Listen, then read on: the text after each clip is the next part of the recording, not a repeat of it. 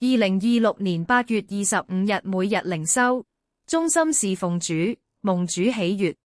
653全心付出，每日靈修小品。經文：栽種的和澆灌的都是一樣，但將來各人要照自己的功夫得自己的賞賜。哥林多前書3章8節。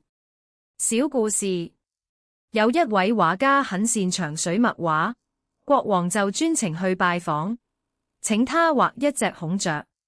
1年後，國王才想起了要畫的那幅畫，就再次拜訪畫家。畫家說：你的孔雀就要畫好了。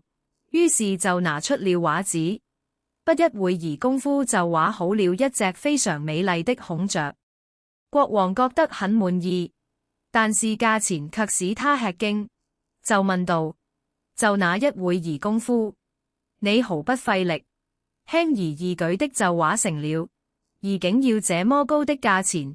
於是畫家引領國王走遍他的房子，每個房間都放着一堆堆畫着孔雀的畫紙。畫家說：價錢是公道的，你看起來不費力而簡單的事，卻是花費了我很多的時間和精力。為了在這一會兒時間，我可是用了一整年的時間準備。默想，每一次成功的表現，其實是背後無數次血汗的付出和努力。每次的侍奉都應是最用心預備的結果。求主指教我們，成為忠心有見識的僕人。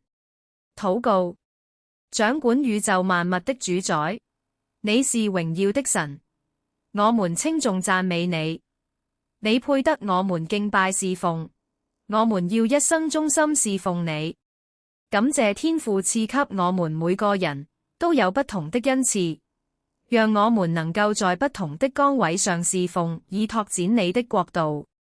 求聖靈幫助我們，在我們侍奉的職分上都能夠盡心竭力，願意付上代價，努力做到最好，以得主的讚賞。